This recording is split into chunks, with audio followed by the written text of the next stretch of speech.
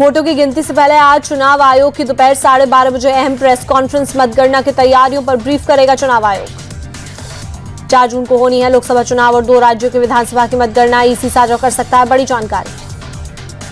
वित्त मंत्री निर्मला सीतारमण की अगुवाई में बीजेपी डेलीगेशन ने की चुनाव आयोग से मुलाकात। चुनाव प्रक्रिया पर सवाल उठाने वालों पर एक्शन की मांग। बीजेपी ने सारे काउंटिंग प्रोटोकॉल को फॉलो करने की मांग की। कहा गड़बड़ी करने वालों के खिलाफ सख्त कार्रवाई हो।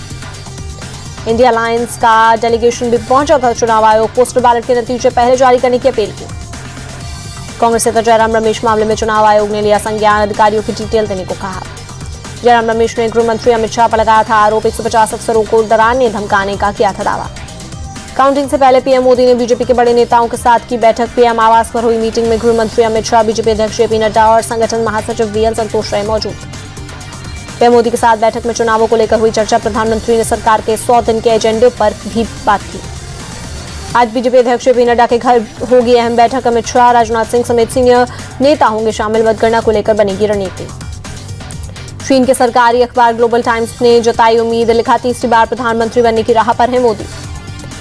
काउंटिंग से पहले पश्चिम बंगाल के संदेश खाली में तनाव। मतदान वाले दिन हुई हिंसा के बाद से है माहौल खराब। एक बीजेपी नेता की गिरफ्तारी की वजह से संदेश खाली में मचा हंगामा। लगातार प्रदर्शन की वजह से मंगलवार सुबह तक धारा 144 लागू। मतदान वाले दिन संदेश खाली में जमकर हुआ था हंगामा। पश्चिम बंगाल में 19 जून तक पैरामिलिट्री रहेगी तैनात। चुनाव आयोग ने केंद्रीय बलों की 400 कंपनियां रखने का किया था फैसला। स्थानीय लोगों ने टीएमसी से जुड़े लोगों पर बमबारी करने का लगाया आरोप। पुलिस पर भी आरोपियों की बजाय बीजेपी से जुड़े युवकों पर कार्रवाई करने का आरोप। संदेश खाली को लेकर बंगाल के गवर्नर सीबी आनंद बोस का बयान। शांति बहाली के लिए सीएम ममता को तत्काल कदम उठाना चाहिए, उनकी जिम्मेदारी है। पश्चिम बंगाल के बारासात और मथुरापुर लोकसभा क्षेत्रों के एक बूथ पर आज पुनर्मतदान। 1 जून को अंतिम चरण में इन सीटों पर मतदान हुआ था। अरुणाचल विधानसभा में बीजेपी की बंपर जीत। 60 में से 46 सीटों पर जीत दर्ज की। अरुणाचल में कांग्रेस की बुरी हार। 60 में से 19 सीटों पर उतारी थी उम्मीदवार। मात्र 1 सीट जीत पाई कांग्रेस।